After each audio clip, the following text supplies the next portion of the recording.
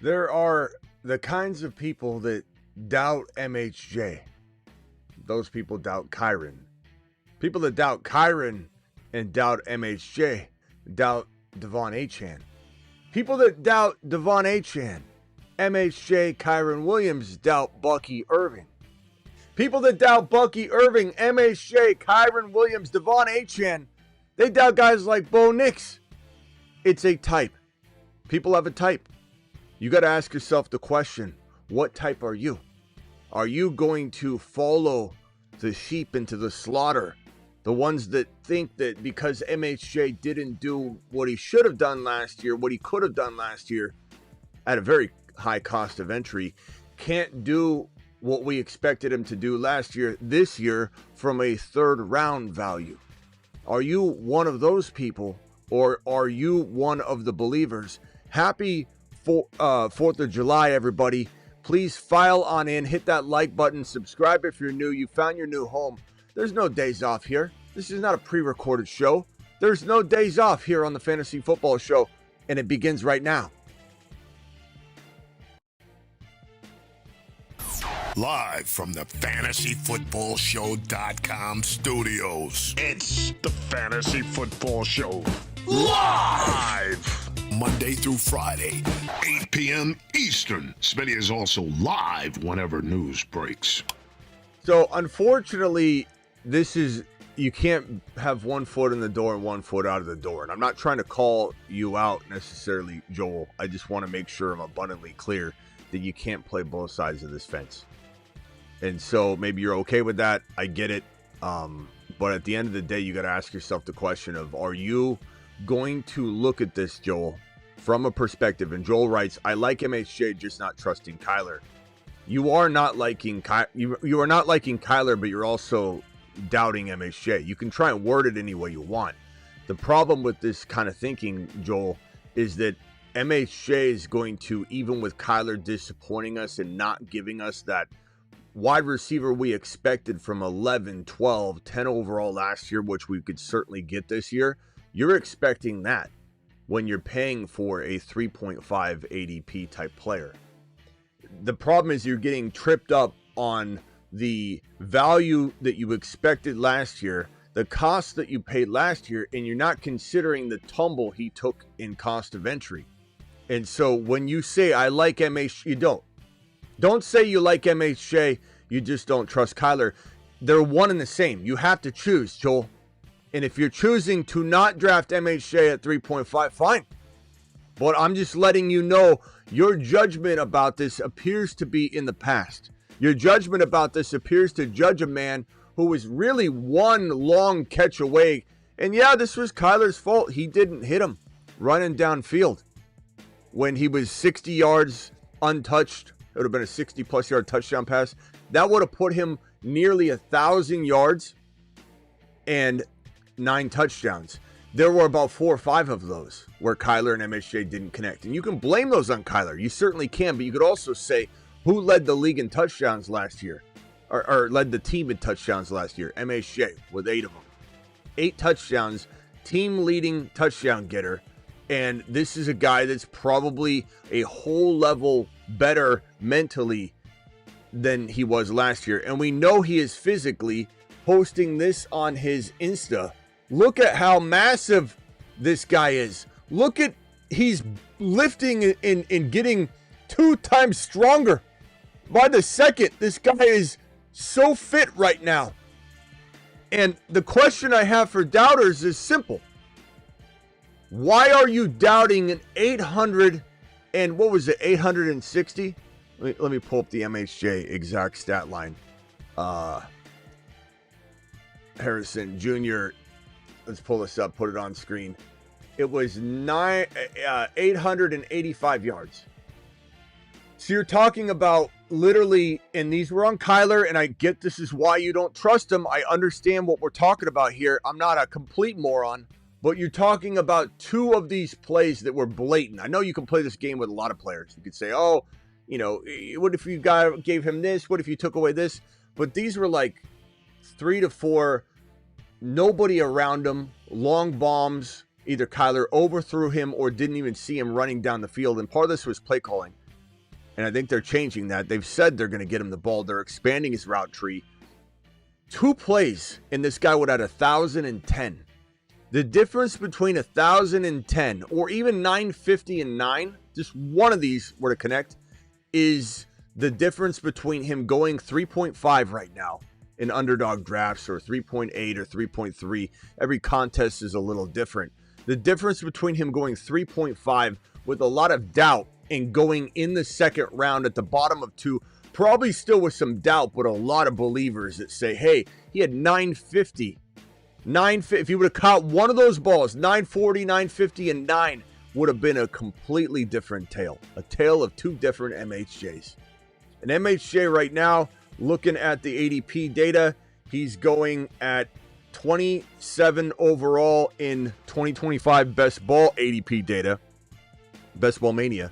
So you're talking about, obviously middle of round 3 roughly. He inches toward 29, 30 overall. He sometimes climbs to 26, 27, 28. It just kind of depends on the flow of drafts and the doubt pool out there. Tyreek's climbing. Maybe he shoves MHJ down a little bit. Rashee Rice climbed into round 2 for a little while. Now Rashee Rice is settling back down into right around 22 to 27. It just kind of pops all over the map.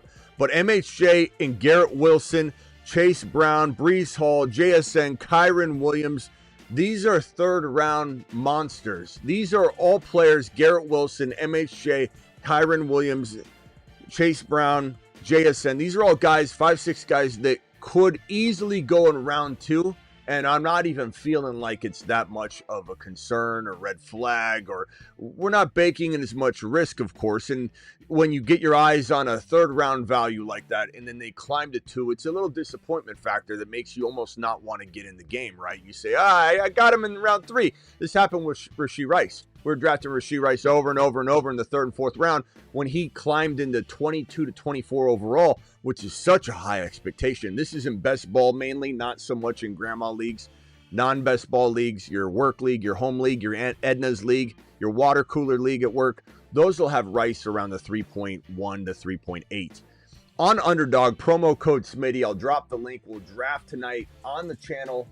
Around midnight Eastern-ish. We could be a little bit late tonight, but here's the link. Hit that. Code Smitty gets it done. The link's in the description of every single video, so smash the hell out of that. But this is what the point I want to get across here is when you're sitting there and you're drafting MHJ at 3.5 on Underdog, and you see him climb, let's say 2-3 weeks from now, into the Gump, no show for you for the rest of the day. Gump, I'm not answering your call the rest of the show. I don't care how many times you call. You literally always blast me during the monologue. You're done. For the day, you're done, Gump. No show for you. I tell you every day that I'll tell you when to call in, Gump. You're done. No more calls for the rest of the day, Gump. You've just... That includes the night show, too. The midnight show, no Gump. You've just been... He doesn't listen. Gump, you don't listen. You just don't listen, Gump. 8 TDs, 885. What do people think this looks like? I hate to erase this. By the way, happy 4th of July. I don't even want to erase this, but I need my board. Happy 4th of July. Let him cook.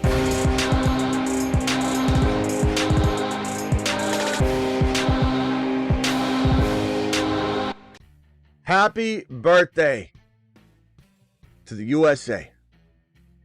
Damn proud. As should every one of you be proud of this country. Damn proud of this country. Happy birthday.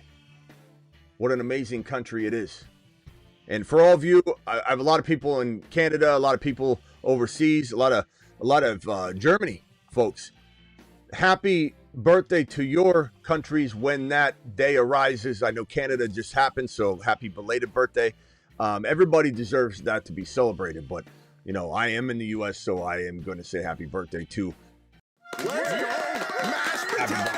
Happy birthday. Drop some flags, some flags in the chat. Even if you want to drop your Canadian flag or whatever, Germany, whatever you want to drop to celebrate, belated or early for your country's birth. but I want to see some American flags in the damn chat. Happy birthday, USA.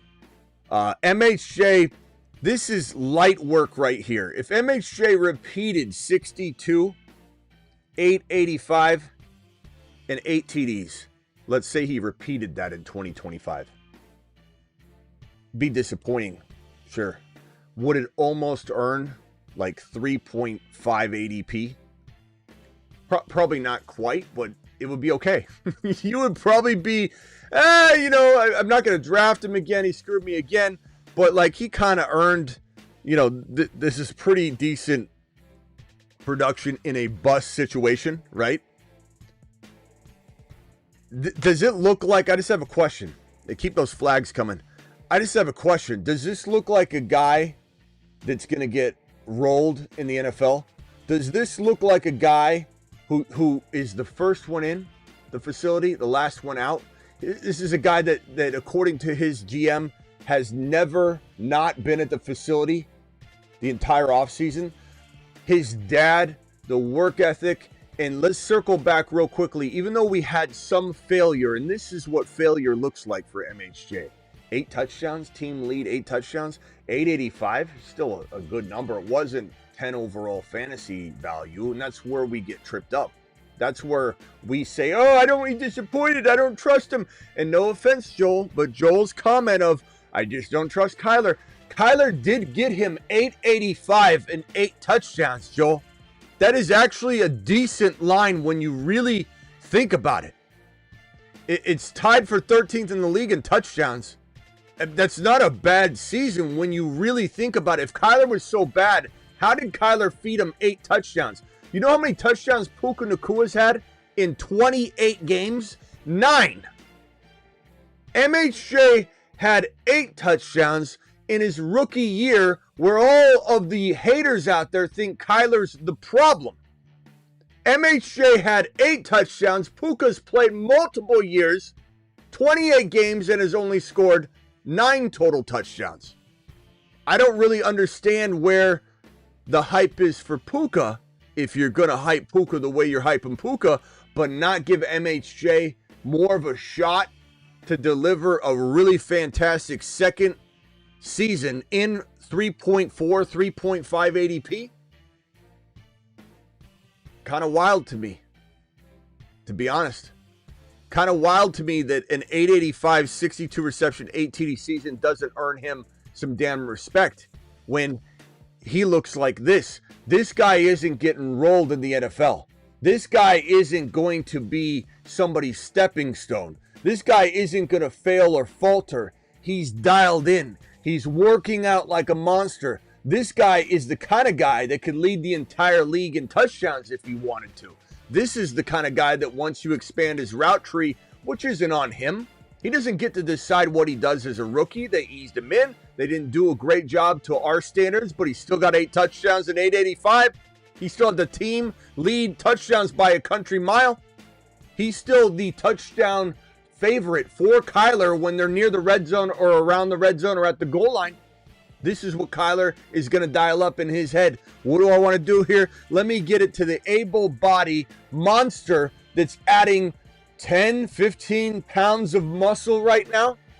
Kyler looks twice the size, doesn't need to worry about slowing down. His game is finesse. His game is precision. His game is dominating those in front of him. This is a Larry Fitzgerald type of player. This is a Larry Fitzgerald type of player that still has plenty of speed and quickness and route running expertise. He wants to be a technician. He wants to be a professional route running monster. And if you think he can't get into the 80s, let's say 80 receptions, kick this up about 115 yards at a bare minimum, but let's put this at 1,100 yards. Let's get a little bit crazy up in here and just say, well, what if he has another 200 yards? Oh, crazy, huh? And what if he didn't have, let's say McBride gets more scores than last year. And then you got this guy repeating, but maybe getting 2 more touchdowns. Does anybody believe that this doesn't almost win a league from 3.5? 80, 1,110 TDs. This is barely an uptick. This is not even considering that he's going to get better by his work ethic, making himself stronger, dominating opponents walking into 2025 instead of maybe having a disadvantage. Does anybody think that this number doesn't consider him not even getting better, just progressing naturally as every rookie would into a sophomore season? This doesn't account for any of that. This is his floor. This is his safe floor. 1,100 yards, even if it was 1050. You know, let's play it even safer for the people that are just scared. Scared Scotties. 1050, 80. Let's mark this down to 78 just to give you a little bit of safety room. 78, 1050, and 10 TDs. This would still nearly be maybe not as league winning. Every inch you go in the other direction, it's more of a, this guy helps you win a league, but this is a marvelous season from 3.5. This is an assist league winning type of move. A guy that's assisting you in winning. A couple players coming together to overperform and win a league. And if his floor doesn't win you a league, his ceiling will. Because his ceiling is, believe it or not, 90 plus. His ceiling, believe it or not, is 1,200 plus. His ceiling, believe it or not, is 14 touchdowns plus. That's his ceiling. No one's saying that's a lock. No one's saying he has to get every single one of these categories up to this number. Maybe it's touchdowns only, 1,100 yards, 88 receptions, 82 receptions. Maybe it's 95 receptions for 1,150 and 12 TDs. No one's saying that all of these ceiling numbers will be hit. But if he does, you win a league. And at 3.5, you can afford this to be a disappointing 78. At 3.5, you can afford this to be a disappointing 1,100. At 3.5, you can afford this to be a disappointing 10 TDs, which will probably be right around 9th or 10th in the NFL, because 8 was tied for 13th. You can doubt him all you want. That's up to you. The problem with your doubt, though, and I'll leave it at this, and then we'll open phone lines. The problem with your doubt about MHJ is it's rooted in last year. It stinks of last year he disappointed me, and I'm going to cry about it. It stinks with Kyler's not that good, and what if MHJ doesn't get much better? Doesn't matter, because he's going at 3.4, 3.5, 3.6. You don't have to like what's going on here. You just have to acknowledge it. You want to go in another direction? We'll go ahead and have you sign right here on the dotted line saying that you're going to neglect to get the insurance that is MHJ in 3.5. And then when you come crawling back in week 4 or 5 and say, Smitty, I'm going to crawl back. How can I trade for MHJ? I'm going to say this to you. I'm going to say this to you. Take a big lap.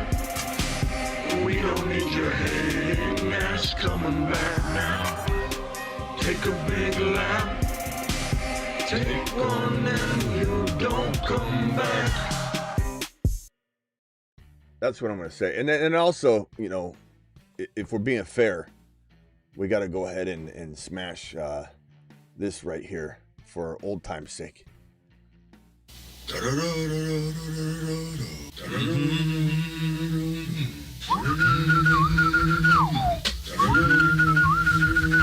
I'm a Cardinal, hey, I'm a Cardinal. I'm a Cardinal, hey, I'm a Cardinal. I'm a Cardinal, hey, I'm a Cardinal. I'm a Cardinal, hey, I'm a Cardinal. I'm a Cardinal, hey, I'm a Cardinal. I'm a Cardinal, hey, I'm a Cardinal. I'm a Cardinal, hey, I'm a Cardinal. I'm a Cardinal, hey, I'm a Cardinal. The Cardinals look to be rising, and MHJ is your king. I'm a Cardinal.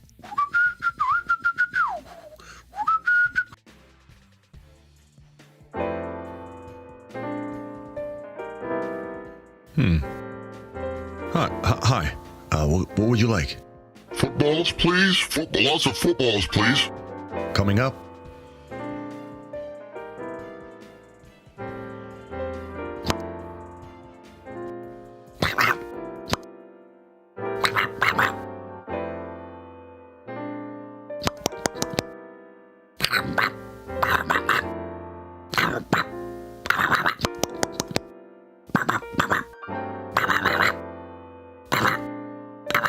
He's Marvin, he's 11 feet tall, and he loves to consume the football.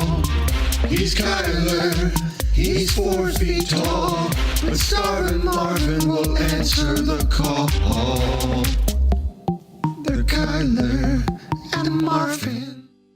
Look at this crew right here. You know, I've got a shirt of this. I've got stickers of this, and Kirk Cousins is still in this. We can't get rid of him. I'll have to redo this one. But look at this family. Look at this family finally coming together. Benson's about to get on his horse.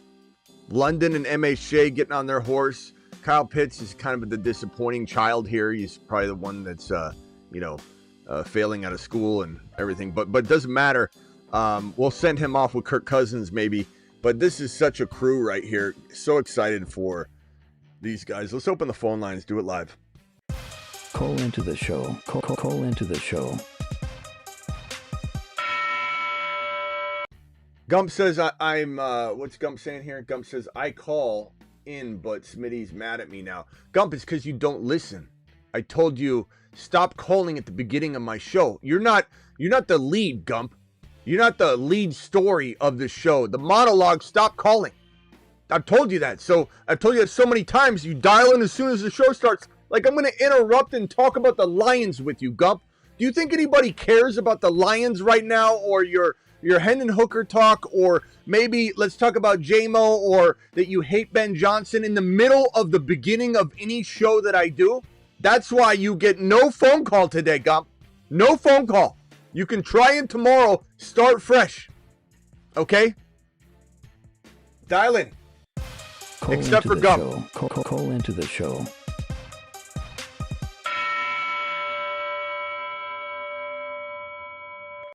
All right, you are live, Scott. What can I do for you, pal? Oh, scared, Scott. This is scared. I could tell right away. Scared. You started getting scared in your voice right when I just say, hey, Scott. What? This is scared, Scott.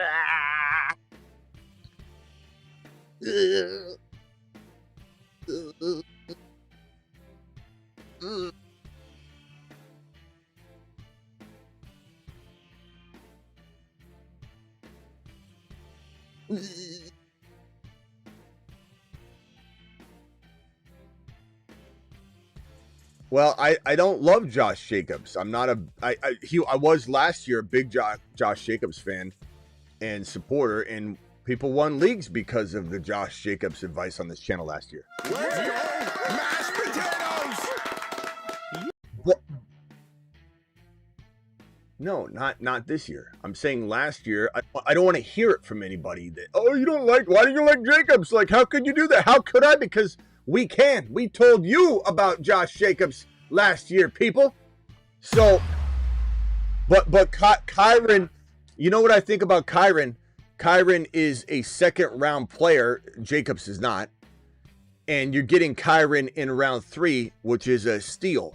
And I love when people hear something from another channel, like, hey, Smitty, this is my original take. I'm not repeating it from this other show that I just watched, but I'm going to say it verbatim.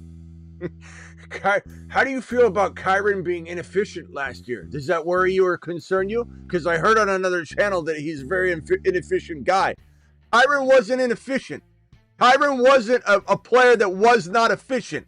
Kyren Williams had Puka down, Cooper Kupp down, or playing like crap. No wide receivers, no passing game. The offensive line was all injured pretty much on and off all year. Started off that way, and Kyren was handed 8-man front carries over and over and over, and Kyren still delivered. So Kyren Williams, a 5-yard per carry back, goes into last year and has a pretty mediocre yard per carry season, which was not his fault. He's literally sent into battle trying to go up against brick wall after brick wall. So when someone says Kyren Williams is inefficient and it looks like he'll be inefficient going forward, they don't know ball. They don't know ball. Give me Kyren Williams all day long. Don't give me that Green Bay Packer off this year. I just don't want it. I just don't want it. I don't believe in Jordan Love. Jordan Love might prove me wrong, but guess what? I don't care. Even if I'm wrong on Jacobs and I'm jumping a tad bit too early, who Jacobs, we talked about on today's JT video. JT's a complete avoid. JT is a complete avoid. Don't go near JT this year. When I talked about JT, the last time JT was a top 10 running back, Jacobs was also like in that top 10 mix, but Leonard Fournette was, Cordero Patterson. It was back in that day. Eckler was number 2. Like, we're talking about that long ago. JT was a top 10 running back in 2021. I feel like Jacobs has been taking a beating for longer than people realize. Jacobs was getting abused in Oakland when the Raiders were in Oakland. And while I still think there could be a year left of Jacobs before people realize and jump off the train too, they can say what they want, talk a big game about how Jacobs is the king of the hill. When we told you about Jacobs last year, and I could get all cookie cutter on you and just say, yeah, no matter what, just rinse and repeat what happened last year, do it live. But the problem is, I'm going to jump a year early, and what I already see versus a year late. And if I'm wrong, it doesn't even mean I'm wrong, because the player I'm taking is going to do well. And if Jacobs does well too, well then I missed, but did I? Or did the person that get Jacobs just also got a good player? And we're both happy, and I'm happy for that person. But me, I'm taking the monster. I'm taking Kyren Williams. Kyren Williams is about to get his extension. Once that happens, his value will go up because Petrified Peters somehow think that's going to be validating to them. And then we're going to see Kyren's value rightfully so climb, unfortunately. But Kyren over Jacobs all day long. It's not even close. Not even close, bro. Kyren.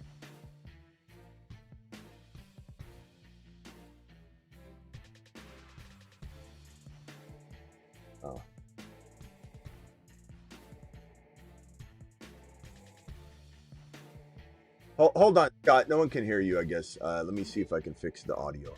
Were you able to hear it at all, Travis? Oh, no, it was nothing coming through. Okay. Oh, there, you there? Yeah, there we go. Go ahead, Scott. I'm sorry, guys. No, when I took Chase instead of Bijan with the first overall pick, it was because Chase and Kyren was better than Bijan and whatever receiver was going to be. Well, that's fine. That was the whole thought. I just never expected Jacobs to actually be there. Why? Jacobs is not that big of a surprise next to Kyren or I don't know. In the redraft, he's been going before the turn at 2-3. Maybe in leagues you do, Scott, but I've never seen Jacobs in the second round. And if I did, I would probably thank my lucky stars. I'd jump around. I'd be excited. I'd be cashing my checks before I even wrote them. I don't know why. Yeah, I'm not a best ball guy, so. Well, I'm not just talking best ball. I mean, you do a draft and Jacobs is in round 2, something's wrong. I mean, Jacobs is in round 2, something's wrong. That's not a normal draft. So far, this I'm in my 6th draft, and all 5 of them he's gone in the second round. Are you on ESPN? Are you drafting on a Mickey Mouse platform? No, no, I do. There's another service where you can do anything from no one knows about $50 a lead to $3,000. Last year, you came in hot saying that you knew this and that and ADP and all that, and we're like, "Where are you drafting?" And you're like, "You gave us some unknown place we've never heard of in our lives." Like one of those websites that still hasn't redesigned their site since back when the internet first launched. They're not even mobile friendly. You're using a non-mobile friendly platform where Jacobs is going around 2. I mean, don't call into my show and say Jacobs is going around 2 like it's some sort of cemented in ADP that we should all. Oh wait, Scott's giving us new information. Jacobs is in round 2. What platform are you on? Oh, it's something no one's ever heard of. You gotta be 95 years old to be. Okay, well, okay, maybe Scott, but it's still something that the average person with an app that needs a draft with an app hasn't heard of. People spending this is a $200 league. Hold on, let me log on to AOL. Let me log on to AOL. Okay, let me go ahead. Hi, Maggie, get the credit card. Maggie, I want to draft on these platforms. You know what? I'm making fun of it, but I should go draft on it. I should go draft. I remember this. Yeah, the MySpace of fantasy, River. That's what it is. I remember you telling me about this last year, and I remember we were like, you were acting the same way. You were acting like it was you. Look, Scott, you call into a show and go, I was surprised Jacobs was at, at the 2-3 turn. Your best of service is never used, so you don't know. I'm telling you that no one. Look, Scott, understand what I'm saying. Am I saying that it's not a good service, that it's not fun to play on? No, I'm saying no one's heard about it. Like, you talk to the average person, the one that you talked about last year, the average person, they're not playing on that platform. So when you cite ADP as if it's normalized, it's not. That's what I'm trying to tell you. You're talking about a one-off thing that maybe it's popular and it's got a lot of people on the platform. I don't even know what it is. I don't even want you to say it. I'm not going to even give them free promotion. But all I know is you did this last year and you were adamant about something ADP-wise. Then we found out you're drafting on some platform that, yeah, maybe there are a lot of old school people on it or whatever. I don't even know what it is. But the problem is you're citing ADP as if it's locked in. Like, Jacobs is not going anywhere in round 2 on normal platforms that I draft on or that anybody watching drafts on. That's my point. Anyway, Scott, what else you got? Go get Kyron Williams, not Jacobs. Let everybody else take him. All right. In MySpace. All right, I'm going to go make my pick. Goodbye. All right. Thanks, Scott.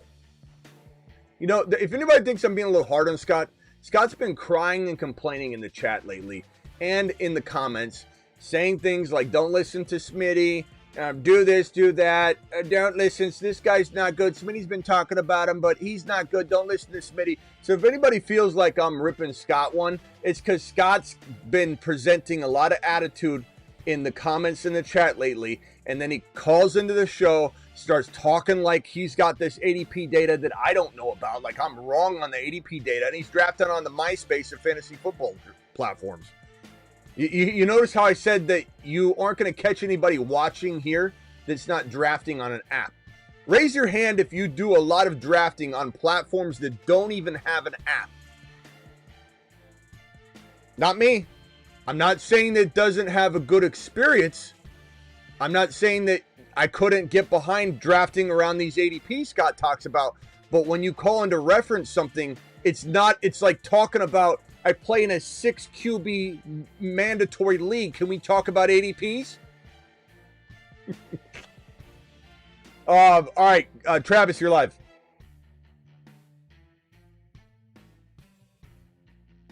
There we go. Scott. I didn't even realize it. Yeah, I was in the chat. I knew it was Scott the moment he went. Fine. BBQ 20 gifted memberships. Alert. Super chat alert. $50. Give me $50. Appreciate you, BBQ, dropping 20 gifted memberships. Guys, thank BBQ if you get one. Go ahead, Travis. I'm sorry. Keep going. Monster. No, I was calling on MHJ. Even people who do Tyler, like, they should look at, other wide receivers who have had straight up bad quarterbacks. I mean, yeah, good. Neighbors is one example. Granted, I know Neighbors might be a little more quarterback proof than a MHJ, but I talk about it all the time how, you can have a guy sold for 3,800 yards, 3,500 yards, and have a top 5 wide receiver, no problem. So I think that even if you doubt Tyler, that shouldn't mean you're off the MHJ train. Yeah, but people do. Yeah, you're right. People do that, though. They doubt Kyler when Kyler gave him 8 touchdowns. And keep in mind, too, when you say MHJ is not quarterback, or I know you're not saying that, but you're saying that when people insinuate that Neighbors might be more quarterback proof, he might not be. It might be a play calling issue, which you could then throw back at me, Smitty. Well, I don't think the play calling is going to change because they didn't change their play caller or whatever. That's fine if that's your argument. You want to hang your hat on that. But this coaching staff and team and GM has already come out saying they're going to expand his route tree. They decided to bring him along slowly. And I don't believe the verdict is still out, I believe. the verdict is still out. I believe that MHJ might be quarterback proof because he scored 8 touchdowns on a struggle bus season. So I believe, and again, Puka Nacua scored 9 his entire career in 28 games. Is Puka played 28 or 26 games? I keep forgetting. In 28 games, I believe, Puka scored 9 touchdowns. He has not even eclipsed 10 touchdowns yet on his career. MHJ has scored 8. He's 1 behind Puka Nacua, and he's only played 1 season. So you could, people that think that he's not quarterback proof or that Neighbors is way more quarterback proof, the verdict is still out. And I believe, and I'll hang my hat on this, that the team is going to try and get the football to MHJ a lot more, a significantly different look this year in route tree and exposure to different routes. And everybody thinks that McBride's going to take away MHJ stuff and that this can't go the other way. This has the shot to be different than people think. And I'm not saying they can't coexist. I mean, McBride was amazing without the touchdowns. Imagine if he gets 6 touchdowns. McBride in MHJ will coexist. That's my prediction. But I'm saying that the people that think that only one can survive, it's kind of odd that they're taking the side of the player that didn't score touchdowns last year, and they're ignoring the player that scored 8. That was a rookie that didn't even learn the game yet, was still getting used to the not only the NFL speed, but the offense. So if you're going to, and this is not me, let me repeat, I think they'll coexist. MHJ and McBride, Kyler could serve up enough production for that. When people say only one can survive, learn football. What are you talking about? Kyler could easily throw for well more than enough yards. Hundreds and hundreds of surplus amount of yards to feed both of them a ton of yards, more than they can handle, on top of receptions, on top of each of them getting 8 touchdowns, and Kyler still has handfuls to divvy up with the other players. Like, this is a ridiculous conversation that Kyler can't support MHJ and McBride both fully unlocking. But again, dialing that back, my opinion is that they share it, they both can coexist. If you think Kyler can't have more than one amazing pass catcher, why are you neglecting the 8 touchdowns and looking at McBride and just saying, hey, the yardage was there? This guy was 2 or 3 plays away from his yardage being there as well. It's madness to me. MHJ from 3.4, it's all baked in. The risk is completely baked in. Yeah, he's tough to get for each player. Like, I know I sound like a broken record all the time, how hard it is to get double-digit touchdowns in the season. 8 touchdowns is tough. Not many people get that many. You just look at every year. You know, he's really as a rookie. You just have to put it together consistently to get that time to play. So, play calling is better. Yeah, it's wild, bro. Let me read these super chats real quickly, and then I'll swing back around to you, Travis. So hang tight real quickly. Yeah, and Joel, I can tell you're just digging in as much as you can because you're just doubling down on this. But Joel, you act like Kyler's a top 10 quarterback. You act like Kyler's not a top 10 quarterback. Joel, that's wild, bro. That's wild. I mean, could he dance around the 7 to 14 because the quarterbacks are real tight in that area? Sure.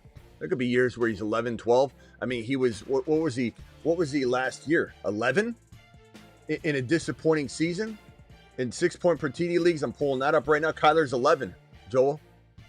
Like, and then you look back at 2022 and Kyler Murray was let's see here, 2021. Let me pull up 2021. Damn, my app is freezing. Hold on. Come on.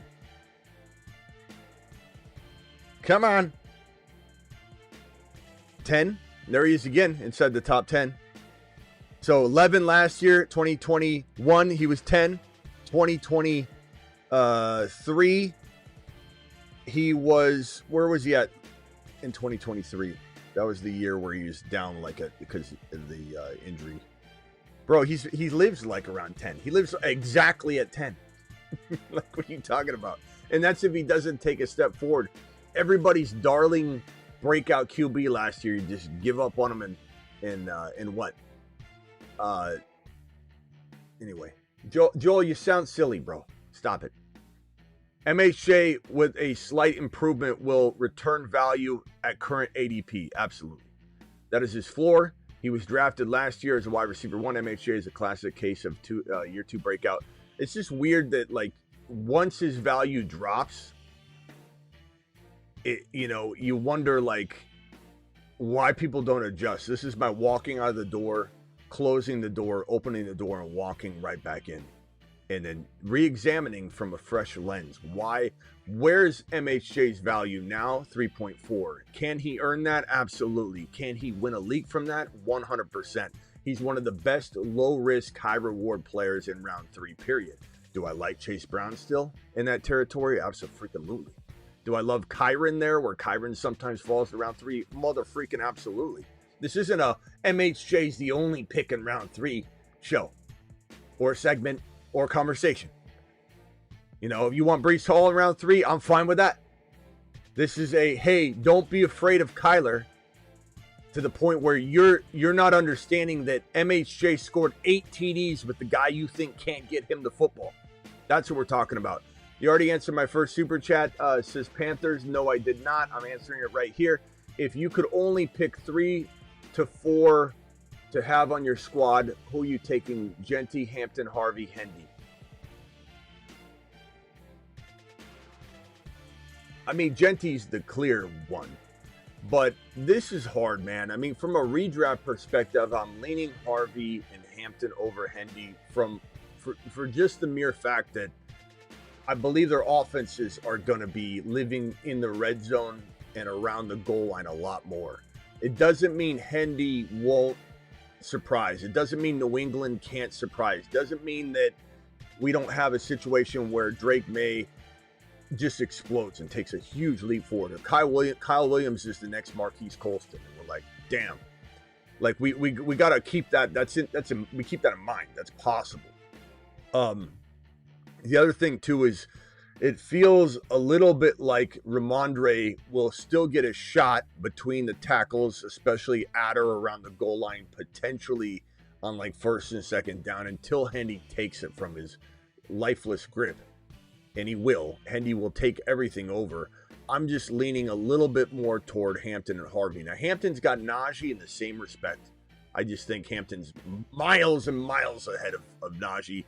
Hendy's miles ahead of Ramondre, but I guess I do still have a little bit of, I don't know, not nostalgic thoughts of Ramondre, but there's still some skill there. But he fumbles the ball. He's gonna lose the job. He's gonna lose the job to Hendy.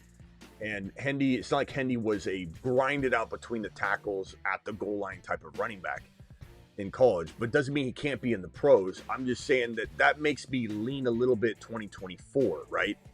If it's dynasty, Hendy might move above Harvey potentially, and Hampton and Hendy and Genty, but it's hard to say, man. From a redraft perspective, it's Genty. It's a massive tier break. And Harvey feels like the guy that's going to be suited the most to be the full-time ball carrier for his team pretty quickly if it's not in week 1. And J.K. Dobbins, if he gets more work than we're comfortable with, he'll get hurt by week number, 3. So, tough question. And honestly, I would mix it up even. Like, if I've got 2 side-by-side leagues, I'm going to mix it up. I want to go Neighbors at 5 and MHJ second round. Won't make it back to the 3rd. You got to be careful. I'm not saying he's not good value in round 2, but you got to be careful not to watch people like this. Watch content that I'm producing and say things like, I'm just going to go ahead and go get him and dive into a round earlier. You almost got to say to yourself, Thomas, I'm just going to get him in leagues where I can get him in the 3rd round, have that win a league potential, and in round 2, grab other safer players. I'm not saying he's not good in round 2. If he climbed there, and I even said that earlier, if he climbed there naturally, I think people would be too standoffish to take him. But when his ADP is 3 and you want to get him in 2 just because you have a weird draft slot, I'm not necessarily on board with that. I think it depends on who's available, but 9 times out of 10, there's going to be a Bucky or somebody else that I'm going to tell you don't pass on that player. So it would kind of be case dependent. But I think the whole notion of, I like where Smitty's talking, I'm just going to go early and draft this guy. I have people that come into my live stream and say, Smitty, I watched your MHJ show. And then they say I took him in round 1 in my dynasty because you better be right.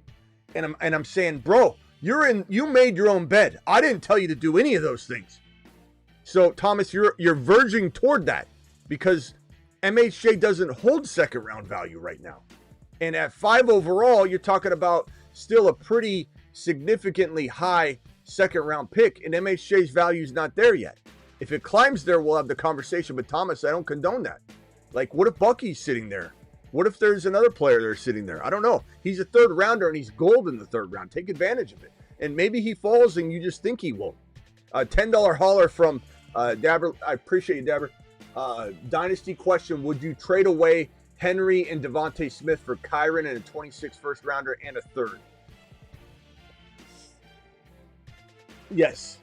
Give me Kyron in the first rounder. Unless you're going to win like crazy cash money. And even if you are, it's like, give me Kyron over Henry in that scenario when I can take that Devontae Smith value, which I like, but I don't love. And if I could turn that into a 26 first, but then maybe flip the 26 first into something else, like take a receiver in that first and turn it into Travis Hunter, take a running back in that first and turn it into Harvey or Hendy or Hampton.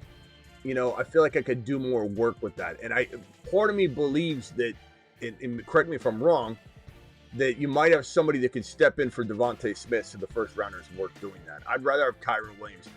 Henry's going to fall off, in my opinion, this year. That's me jumping maybe a year early. I didn't jump last year. We were on board last year, but this year I'm not feeling it, and I don't mind it, and I think he'll do really well at the beginning of the year. You might get a month and a half or 2 months of Henry exploding, and everyone's going to think, oh, the doubters are wrong. But it's really about drop-off in weeks 9, 10, 11, 12. You get to double-digit weeks in what happened to Mixon, who was a top 1 to 5 running back all year long for like 10 straight weeks. Mixon was a top 5 back. And then Mixon fell off the face of the earth. So be careful. I like Kyron a little bit more, but trust your gut. And if you're going for cash money and this is your only Derrick Henry league, I'm okay with you keeping Derrick Henry in one league. It's, there are some variants you're going to want to have if you play in a lot of leagues. If you only play in one league, I don't think I want to take the risk. All right, let me circle around the phone line. Travis, you got anything real quickly before I go over to the 704 caller? All right, go ahead. 704 caller, what's your name and where are you calling from, bro? This is Smitty. How you doing? What's up, Shane? Not much. Just wanted to ask you, what are some other, I guess, receivers in the round 4 or 5 area? I can kind of give you a list of names. Hold on one second. Hold on one second. Sick Nasty, did you mean to boot A2 squared? I think you might accidentally. Sick Nasty sometimes sits on his phone. We might have to put a governor on Sick Nasty. Let me see if I can undo that. Sick Nasty, did you not mean to do that? Because he just got a gifted membership and then he dropped like a fire emoji and that's all he did. So I'm pretty sure Sick Nasty didn't mean to boot him. A2 squared, hang tight while I try and solve that. Go ahead. See if you can. Sick Nasty, can you undo that from your end, like by just scrolling up? Yeah, he can. He can do it. It was the dog. All right. Go ahead and see if you can undo that if you can. If you can't, let me know. All right, go ahead. I'm sorry, Shane. Oh, no, you're good. I was just saying, just kind of curious, what are some other receivers you like in the 4 or 5 range? This is the redraft league where I'm doing 3 wide receiver, picking from the 1-7 spot. I know you like Travis Hunter around 4, but I'm finding, especially when I do mocks, and obviously things can change, that, I'm not really liking the 4 or 5 range. I like Debo, but kind of in 4, you're left with Devontae, Cap, Sutton, Flowers, Monte Smith, Worthy, and I just don't know how I feel in that area. So just kind of curious. What I love. Okay, Sick Nasty figured it out. Thank you, Sick Nasty, for doing that. Honestly, bro, when I look at the ADP data, A2 post a message just to make sure you're good. There he is. He says thank you for the gifted membership. Okay, we got him back. When I pull up the ADP data, bro, and I look at that you're talking about the 4th round, so we're talking about 37 on roughly. Players that jump out to me in the 37 to 48 range, let's say. JD5 is there a lot of the time. That might not be the case in a non-best ball. I see, so I don't know if you're seeing that he's available. Burrow is there, and he goes a lot later in best ball, but I love Burrow. So you don't have to just like stick to the usual suspects. I oftentimes will go early quarterback when I find myself in a situation where I don't like the talent that's left over. But I don't know. The 3rd and 4th round are gold to me, bro. I love the 3rd and 4th round. I see Hunter there. Like you said, Hunter's fantastic. Harvey is there. Harvey's there, but Harvey is usually falling to round 5. So I'd probably leave that for the 5 conversation. Kyron Williams is usually gone in 3. Breece Hall sometimes falls to round 4. If Breece Hall's not there, Hampton's there in round 4 a lot of the time. I mean, these are like almost, I don't want to say locks, bro, but these are fantastic players. If Rashee Rice is gone in round 3, Marvin Harrison Jr. is gone in round 3, let's say JSN sometimes is there, and if JSN's not there, I feel like I'm not going Ted McMillan. That's a worst pick you can make in the 3rd round. Yeah, round 4. I don't think. Round, I'm pretty good. It's just I'm thinking, are there receivers, I guess, outside of Travis Hunter, you kind of like in that round 4 to 5 area? Round 6, 7, 8, great. I know I can get like Debo and Ibuka. It's just kind of 4 or 5. Then go running back. Go running back. I mean, Hunter feels amazing there though. Like, so I'm fine. That's why I'm never trying to like worry about round 4 for my wide receiver, because he's always pretty much there. But JSN's there sometimes. Hunter's there. MHJ sometimes there. Worthy's okay, but I can understand why you're not loving that. McLaurin is usually in the 3-4. Adams is usually the 3-4. But if all these guys are gone and you're thinking you're only going to have Hunter, that means the running backs are going to fall. Like, something's got to give, bro. Yeah. So if Hampton's there, you're good. If Breece Hall's there, you're good. If Kyron's there, you're good. Kyron shouldn't be there, but Harvey in round 4, 5 is great. But Hampton and Harvey as your 4th and 5th round picks, and then you go heavy wide receiver and maybe a tight end or 3 wide receiver shopping and 1, 2, 3, or you go Breece Hall, Gibbs, whatever, then go wide receiver, and then in rounds 4 and 5 you get 2 more running backs to go with your Bijan. You know, I'm just, but quarterback should be.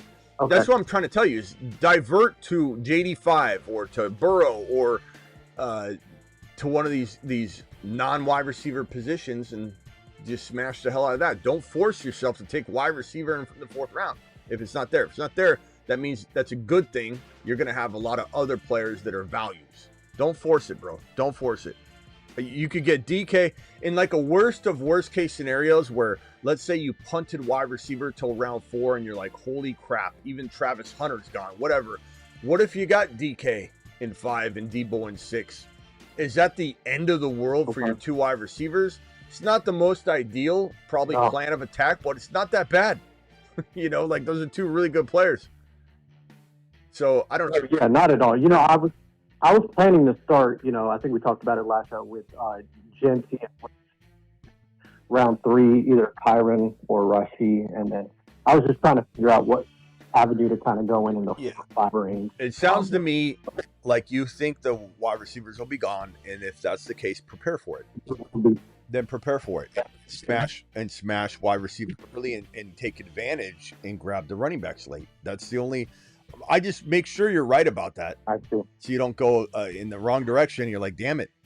You know, now I'm looking at Rashee Rice sitting there, but I don't even need a receiver now. Now I'm confused. Or, I mean, now the RBs are gone, and then you screw the whole draft up. Like, you got to go with the flow. Try and come out with balance so that you can go either way. What you want to do is when you enter round 3 and 4, you want to be on one leg, able to kind of shift over to either side. Like, you're going to hop to the other side. The worst is when you plan and cement in, and then you get to the end of the road, like, damn it, it's a dead end.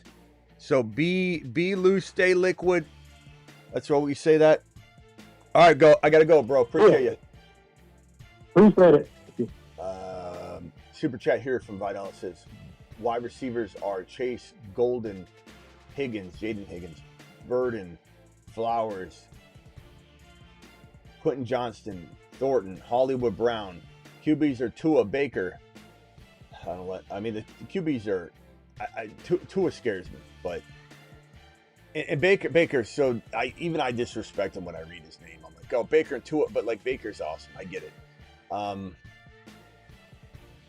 Would you trade Sanders, Shedeur Sanders, a 26 round 3, and Quentin Johnson, who I don't care about, for Jalen Waddle?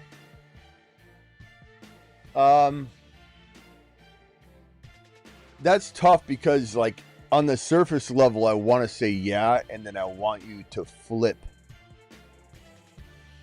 that Waddle value again, because I don't like it. But what if Shedeur ends up being amazing? And this is a super flex, so I don't know. He has enough depth right now, I think. Unless he wants to leave, Jalen Waddle's going to take off. You know what I would do? I would look to line up a second trade and only execute upon this trade if you can then execute the second trade in almost simultaneous fashion.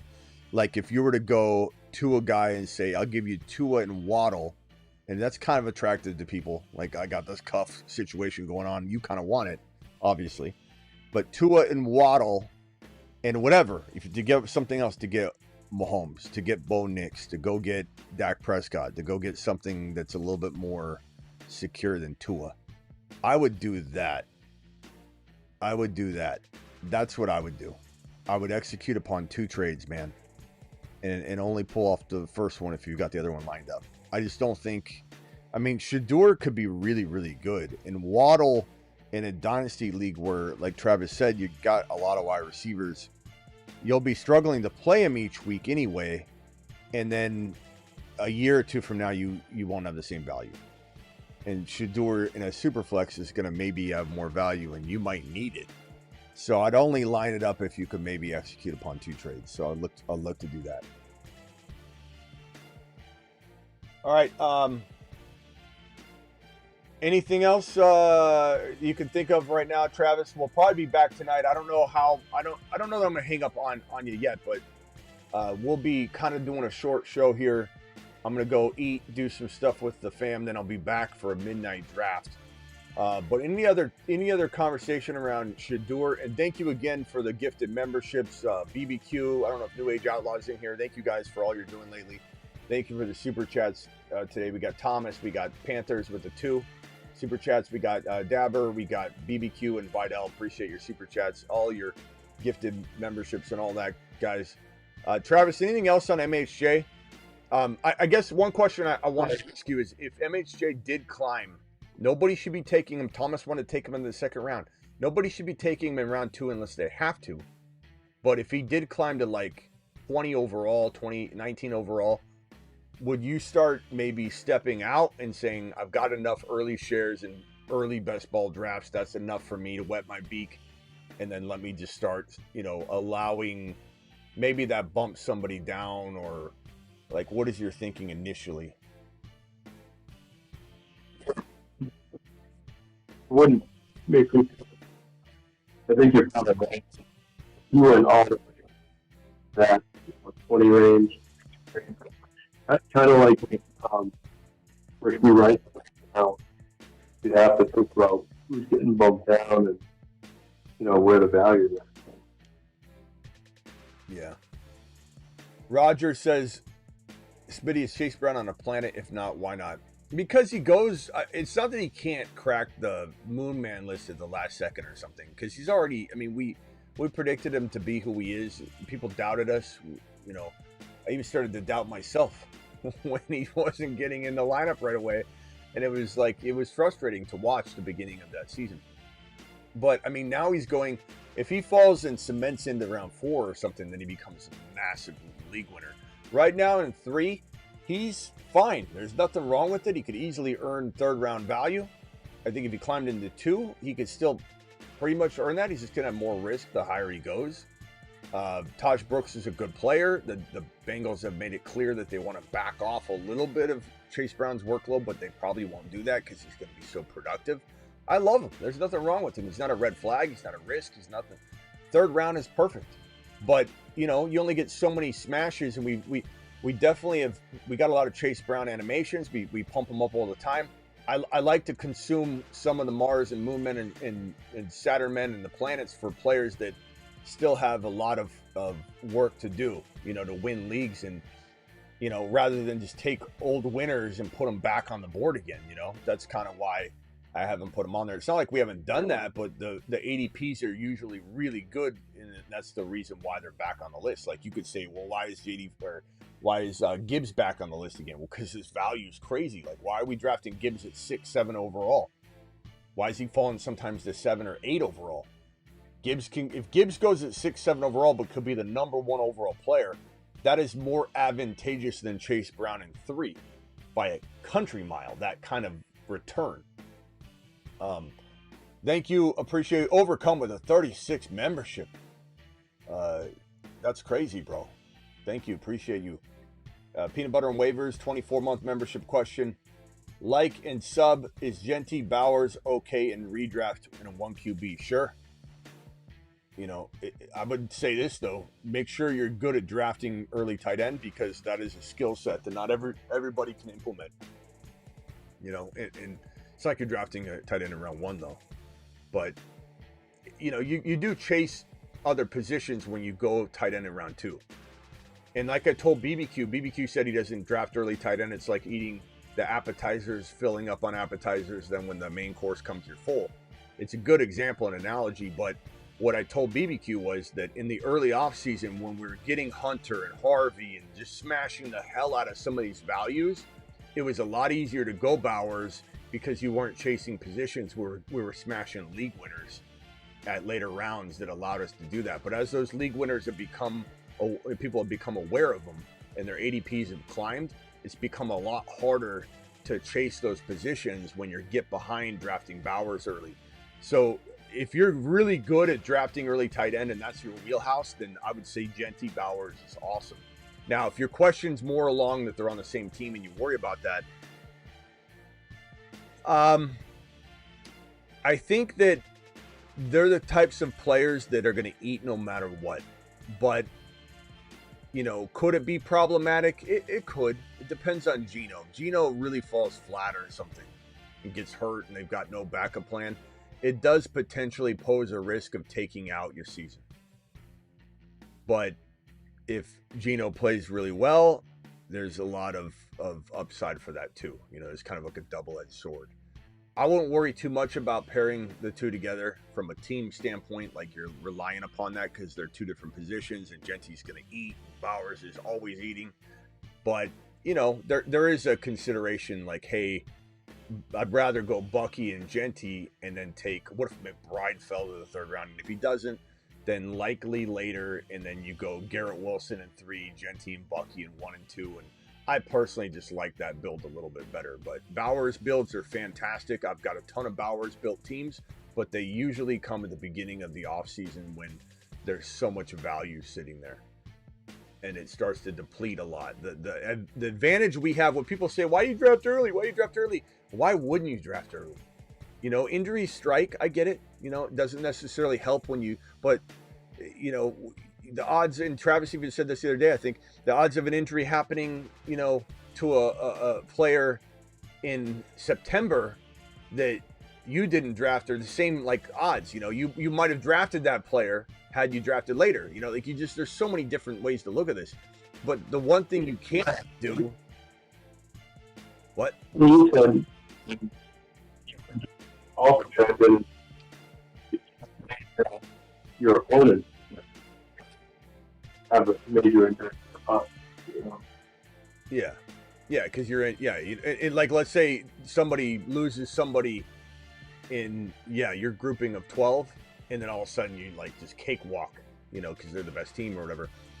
But the other thing too is that the advantages of getting Travis Hunter around 9, 10, 11, 12, which is where we got Travis Hunter all offseason prior to the NFL draft. Let's go! Mashed potatoes! That advantage is so massive that it trumps any other advantage of waiting due to not having injured players. Having Harvey, Jaden Blue is another example of a guy I believe. Brashard Smith too. Jaden Blue, Ray Davis too. These are guys that if something happens, Mason, Garendo, Sampson's getting more and more upside building with the talk about him taking over receiving work. Benson, what if Connor gets hurt? Like the odds of something like Sharps or climbing into third or fourth round value, something happening along these lines. The odds of this, taking out that upside. Where was that? I was going to Jaden Blue. Sorry. Jaden Blue. The Moon Men dropping loads in outer space. Jaden Blue right now is going Space Monsters. I want to say it's in double-digit rounds. I don't know exactly where, but it's practically free. He can be your 5th running back drafted. And I don't think that's going to stay the same. I think this is going to be quickly one of the biggest risers. Brashard Smith and Jaden Blue, 2 of the biggest running back risers from the cellar dweller territory. These are rags. These are not mediocre plays or, Jordan Mason's going really high. So that's not even the best example of what I'm trying to convey here. Blue and Smith are rags. They are trash. They are double-digit round. Brashard Smith's getting drafted in round 17, 18. These are pieces of trash to people. The odds of Blue or Smith or both going into round 7 or 8 because of some piece of news like KC saying Brashard Smith's going to catch 70 balls or something like that. Like something's going to change, or Javonte struggles with an injury and everyone goes, he can't stay healthy, and Blue's going to skyrocket to round 5. These are players that might not be available at a good price later. Cam Ward is looking so good. He's climbing. Fields, likely. This Moonman is some pretty good Moonman list. Anything else, Travis? To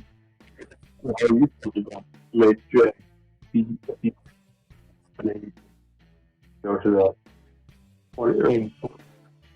what we So if MHJ climbed into the 19, this is 24. So if MHJ was right here, that means that he would be alongside of Rasheed Rice.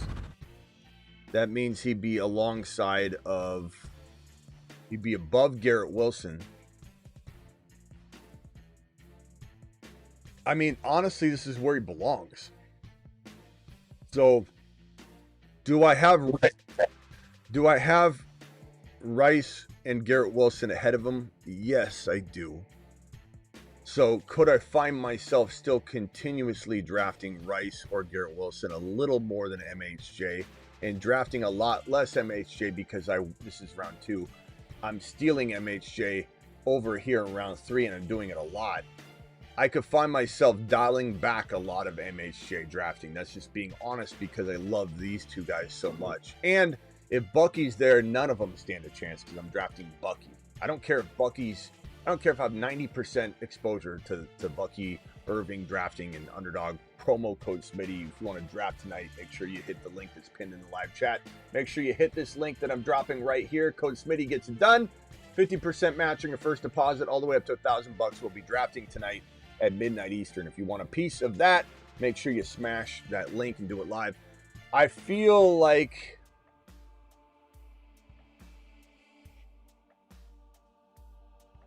I mean, part of me wants to put Rice 1 and part of me wants to put Garrett Wilson 1. I honestly, right now, this could change. Right now, I'm feeling Garrett Wilson 1. I'm feeling Rice 2. I'm feeling MHJ 3. But if I had side by side leagues, would I go 1 Willie, one Rice, one MHJ. Yes, I think MHJ's close enough that if he did climb here, it wouldn't be a neglecting thing. It would be a rotational, and he would be in the mix. I'm going to, final answer. I was starting to lean a little different. Final answer. 3 leagues side by side. I'm picking at 19. I'm going to take one in each of them if I'm in that scenario. If Bucky's not there and those top 3 players, I mix it up. Just because we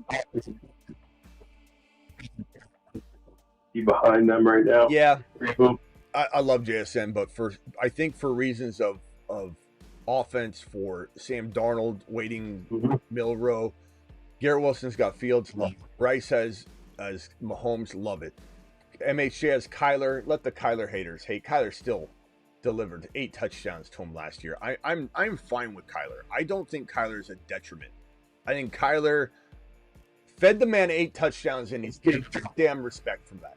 Like, that's crazy talk. The play calling is what really held him back. Not to mention MHJ himself and his coach and his GM and Kyler all said the reason MHJ didn't really click was because the game was too fast for him, and it slowed down about midseason, and then it started clicking for him. They all 4 said it.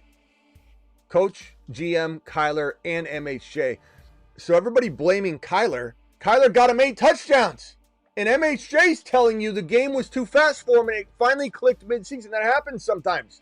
But it clicked. The important part is it clicked. The important part is he said he got it.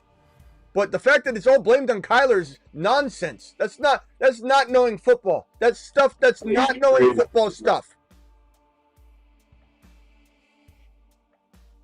With the knee injury, someone saying, well, you're already hurt the knee, that year still counts. It's like, yeah, it still counts, but we know why. We know why. I don't care about his opinion.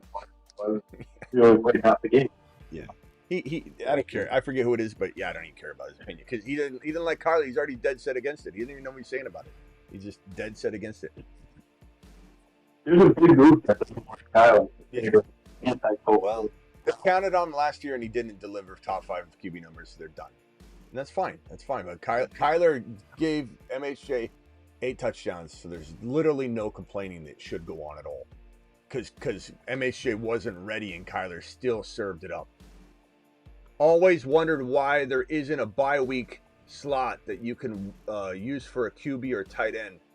Also, with the way leagues keep players as doubtful for the whole week, make a doubtful slot so you can pick up off the waiver. There are ways that you can set settings to make an IR spot allow doubtful players and such. So that's kind of on the commissioner. That is available in Sleeper. You can do that. There's also now BBQ like a reserve spot setting where you can put a reserve in, and then if the player sits, that automatic replacement player for you can go in. But yeah, it is interesting. I look at it 2 ways. I have a cutthroat league where it's all cutthroat, and basically you're if you were to like email the commissioner and say, hey, I'm out of town right now, can you set my lineup? It'd be like, no. It's your own fault, and everybody's okay with it. That's the name of the game. And then there's other ones where everybody wants a little bit more accepting of situations, and I don't think there's any wrong way to look at it, but some people like the fact that you got to cut somebody in order to fill like a hole like this where you've got some problem, you know what I mean? So it just kind of the way people look at it. I can understand both sides. I play in so many different leagues that I have to just, okay, what's this league?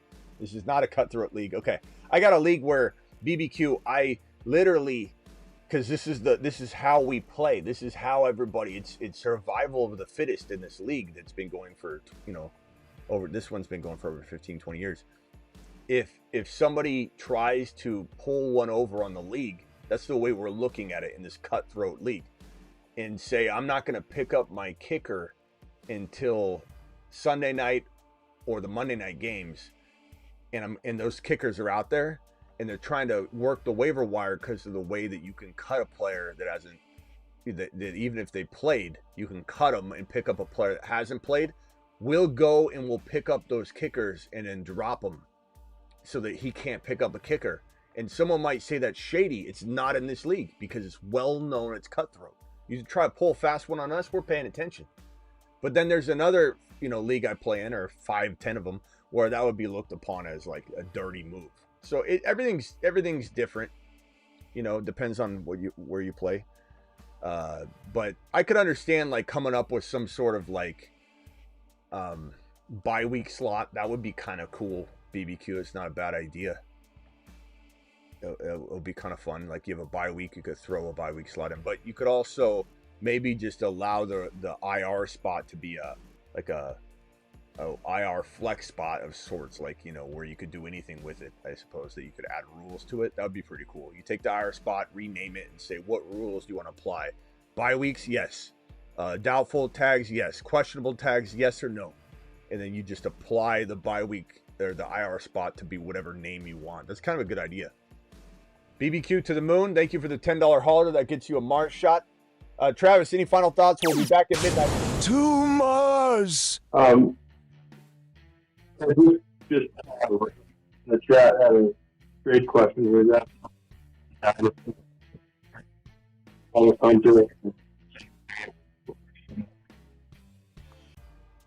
Hunter and Zay for Lamb. Man, I love Hunter, but yes, I take Lamb all day. Flowers doesn't even move the needle on that. Lamb chops all the way, get lambed. Get lambed. I mean, I love Hunter. Like if I could get Hunter out of this and give like first rounder, the 2 first rounders, and Flowers to get Lamb, give me that all day. I'm trying to avoid this, but you got to go get lamb chops, man. You got to go get lambed. Get lambed. All right. Anything else? I'll talk to you if you're on later tonight. All right. See you. Thanks, Travis. Later. Happy 4th. We'll talk tonight. Yep. Supernovas, baby. Do it live. Don't forget real quickly before we close out the show. Thank you all for the super chats. Thank you for the gifted memberships. BBQ. Thank BBQ for your gifted membership. Patreon. Cancel anytime. $10 a month. Amazing live chat group. This is in my opinion, the best place to go get one-on-one advice because I'm a part of it. I'm inside mingling with you all. In fact, I'm going to go in right now to the live Patreon live chat group and I'm going to type a message. Happy 4th. Any post 8 p.m. show topics. And I'm literally live chatting in it right now. It's a live chat 24/7, 365. The link is in the live chat. The link is pinned in the live chat right this second. I just replaced the pin. And if you want to draft tonight, so do that. And if you want to draft tonight on Underdog, promo code Smitty, hit that link right there that I just dropped. And both links are in the description of every video practically. So if you ever want to explore this later, you can. But my advice is if you want to draft tonight on Underdog, you're going to want to hit that link that I just dropped, code Smitty. The link inserts code Smitty for you. You get 50% matching your first deposit all the way up to 1,000. I would jump in now. I would click that link now. It takes 2-3 minutes to sign up. You'll be ready to go. And then you just come into the live stream and await instructions and we'll all jump into the same draft together.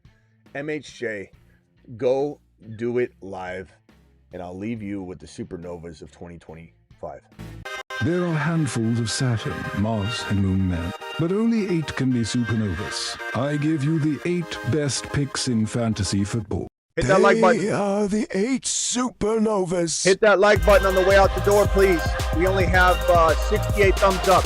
They are the 8 supernovas. Leave a comment too. I'm answering as many comments in the comment section later on every video. 8 full 8. So leave a comment.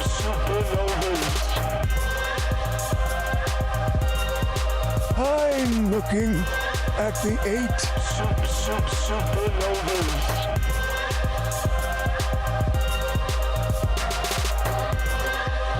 The Magnificent Eight.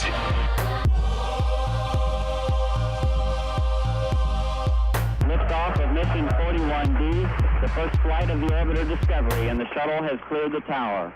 I'm tempted to make this a magnificent 10. Just can't help myself. I don't want to take any of them off, but there are at least 2 players that I want to put on this supernova list so bad. What's the harm, right? I love keeping it, special and narrowed down, but at the end of the day, you guys want the content, you want the players, right? So we might have to make a little amendment at the end of this video and go, bloop. I'm sorry, attention, 2 supernova graduates have just plopped in to the supernova. Oh, man. 53-man roster. Yeah, we're probably going to do it. I'm probably going to add 2 more. It might just be like the end of the video. I might just, boom, put 2 more and go, it's now 10. Don't forget, guys, I'm live Monday through Friday, 8 p.m. Eastern, which is this show right here. Rain or shine. It's the 4th of July, and I'm still here. 8 p.m. Eastern, Monday through Friday. Rain or shine. Additionally live whenever big news breaks. And additionally live, like we will be tonight, at midnight Eastern. We're live almost every single midnight. Almost every single midnight Eastern. And we'll be drafting tonight. So make sure you smash that link. I'll drop it one more time for Underdog. Don't be late tonight. Don't be late. We'll be drafting. Go get MHJ. Appreciate you all. Deuce. Got him.